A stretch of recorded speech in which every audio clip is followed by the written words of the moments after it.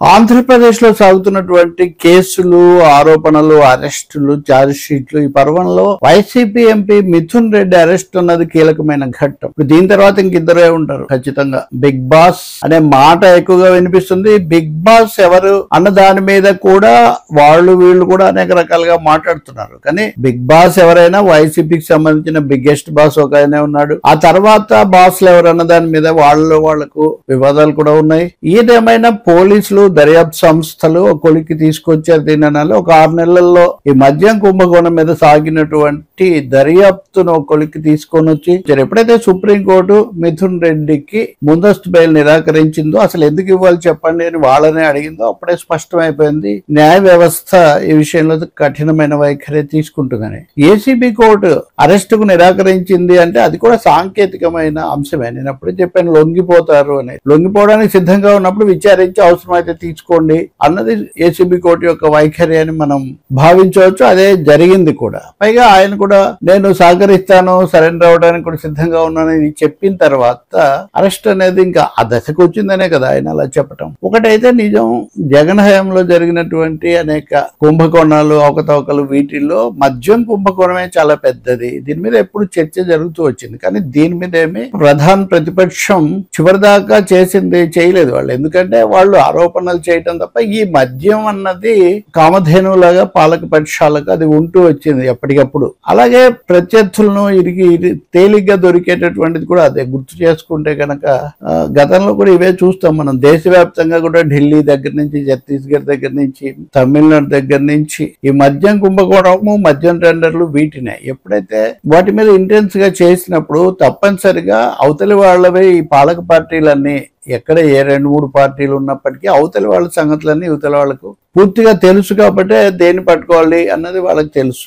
కాకపోతే వైసీపీ హయాంలో మద్యం కుంభకోణము అంటే ప్రభుత్వం తీసుకున్నది అన్న తర్వాత ప్రభుత్వం వ్యాపారం తీసుకుని దుకాణాలు పెట్టారు. కానీ దాని అదుపు మటుకు ప్రభుత్వం చేతుల్లో లేదు, ప్రైవేట్ వ్యక్తుల చేతుల్లో ఉంది అన్నది ప్రజా సంఘాలు ఎప్పుడు చెప్తూ వచ్చాయి. ఉపాధ్యాయ సంఘాలు లాంటివి దాని మీద ఆందోళనలు కూడా చేసే, మమ్మల్ని అక్కడ నిలబెట్టడం ఏంటని. ఇంకా కొంచెం వెనక్కి వెళ్తే 1994లో ఎన్టీఆర్ తిరిగి అధికారంలోకి రావడానికి కారణమైన మద్య వ్యతిరేక, సారా వ్యతిరేక ఉద్యమం కూడా అభ్యుదయ సంఘాలు, మహిళా సంఘాల చొరవతో వచ్చిందే. కాబట్టి వాటి వైఖరి ఎప్పుడు స్పష్టంగానే ఉంది. పాలక పార్టీలే తాము ఇటువైపు ఉంటే ఒక విధంగా, అటువైపు ఉంటే ఒక విధంగా అవి చేస్తూ ఉంటాయి. ప్రతిపక్షంలో ఉన్నప్పుడు తీవ్రంగా విమర్శిస్తాయి, అధికారంలోకి రాగానే దాన్నే వనరుగా మార్చుకుంటాయి. ఇవన్నీ ఇప్పుడు ఆ డబ్బు కానీ అలాగే మనీ పవర్, మజిల్ పవర్ అని వాడుతూ ఉంటారు. Money power, muscle power, system power 3 కలిసి వచ్చేటటువంటి ఒక అతిపెద్ద కీ లివర్ సామ్రాజ్యం మారుతున్న కాలంలో. కాబట్టి ఇప్పుడు పెద్దిరెడ్డి రామచంద్రారెడ్డి జగన్ తర్వాత ఆ పార్టీలో చాలా అధికార వ్యవస్థలో కీలకమైన వ్యక్తి మాత్రమే కాకుండా ప్రస్తుత ముఖ్యమంత్రి, సీనియర్ ముఖ్యమంత్రి అయినటువంటి చంద్రబాబు నాయుడుకు వ్యక్తిగతమైనటువంటి ప్రత్యర్థి కూడా దీర్ఘకాలంగా. మిథున్ రెడ్డి లోక్సభలో నాయకుడిగా ఉండి ముఖ్య పాత్ర వహిస్తూ వచ్చారు. అది కాకుండా విజయసాయి రెడ్డి పార్లమెంటరీ పార్టీ నాయకుడిగా ఢిల్లీలో ప్రధానమైన లైజానింగ్ పర్సన్ గా అప్పుడు ఉన్నారు. విజయసాయి రెడ్డి వాంగ్మూలం ఇవ్వటము, సహకరిస్తానని చెప్పటము ఈ కేసులో ఒక కీ ట్విస్ట్. అక్కడి నుంచి ఆధారాలు పెరిగి ఆయన చెప్పేశారు. ఇప్పుడు ఇంకా ఆయన మీడియా ముందే చెప్పారు, మా ఇంట్లోనే ఈ నిధులన్నీ సమకూర్చారు, దాని గురించి చర్చించారని ఆయన చెప్పేశారు. కాబట్టి ఇప్పుడు ఒకవేళ విజయసాయి రెడ్డి ఎలా చేస్తారు, ఏం వైఖరి తీసుకుంటారు అంటే, ఆయన ఏం వైఖరి తీసుకున్నా ఇప్పటికీ ఆయన కమిటెడ్ గా ఇచ్చినటువంటి వాంగ్మూలం ఉంది. కాబట్టి అది కూడా చాలా 12-13 మందిని అరెస్ట్ చేసినవన్నీ వాళ్ళందరూ కూడా ఏం చెప్పారు, లేదా వాళ్ళు చెప్పిన దాంట్లో వీళ్ళు ఏం లాగారు, ఇవన్నీ 300 పేజీల తొలి ఛార్జ్ షీట్ అంటే దాంట్లోనే చాలా ఆధారాలు ఉండే అవకాశం ఉంది. కాబట్టి మిథున్ రెడ్డి అరెస్ట్ల టార్గెట్ లో క్లైమాక్స్ కు చేరుతున్నట్టుగా మనకు స్పష్టమవుతుంది. దీని తర్వాత కోర్టులు ఎలా స్పందిస్తాయి, బెయిల్ వస్తుంది రాదు, ఇటువంటివి జోస్యాలు చెప్పడం శుద్ధ అనవసరం. ఎందుకంటే న్యాయమూర్తుల విచక్షణ మీద, న్యాయ వ్యవస్థ ప్రతిస్పందన మీద అది ఆధారపడి ఉంటుంది. దేశంలో అందులో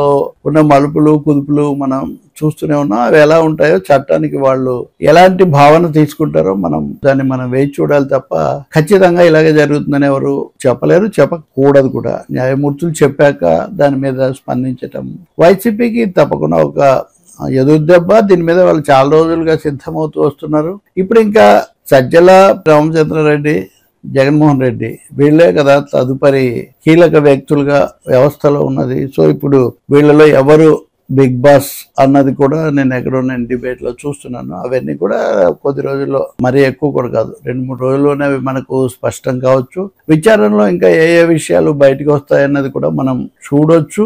ఏదైనప్పటికీ కూడా రాజకీయ పార్టీలు మద్యపానం అనే దాన్ని కేవలం ఒక వనరుగా, ఆదాయాలు సమీకరించేటటువంటి వ్యవస్థగా చూడటం, సామాజిక ప్రభావాలు విస్మరించటం ప్రజలకు చాలా హాని చేస్తుంది, కుటుంబాలకు చాలా హాని చేస్తుంది. ఇప్పుడు మద్యం అన్నది కాస్త డ్రగ్స్ దాకా వస్తూ ఉంది. కాబట్టి దీన్ని అరికట్టడానికి మటుకు ఏం చర్యలైనా తీసుకోవాలి. అందులో మరి రాజకీయంగా ఎవరు ఎక్కడ ఎంతవరకు దొరుకుతారు, లేదా ఎవరి మీద ఎంతవరకు చర్యలు తీసుకుంటారు, ఏది ఎంతవరకు పోతుంది అన్నది ఇంకా మిగిలే ఉంది. జగన్ కు సంబంధించినంత వరకు ఇది ఒక్కటే కాదు కదా, మిగిలిన అన్ని కేసుల్లో కూడా పాత్ర కూడా చూపించడానికి తప్పకుండా దర్యాప్తు సంస్థలు ఆధారాలు సేకరిస్తాయి. కానీ ఇప్పటి వరకు అటువంటివి ఎవరు దొరకలేదు, అందుకనే నిరీక్షిస్తున్నారు అంటున్నారు. కానీ ఇప్పుడు మద్యం కుంభకోణం ఛార్జ్ షీట్ లో ఆయన పేరు కూడా ఉంది అని చెప్తున్నారు. తప్పకుండా దీని పర్యవసానాలు తీవ్రంగానే ఉంటాయి. జగన్ అరెస్ట్ చేయకపోవటం అన్నది రాజకీయ నిర్ణయం మీద, వాళ్ళ వ్యూహాల మీద ఆధారపడి ఉంటుంది. కేంద్రం అయితే దానికి ఏం అడ్డుపడదు. అదే సమయంలో అది తమ మీద కూడా వేసుకోదు. చంద్రబాబును జగన్ అరెస్ట్ చేస్తే వాళ్ళు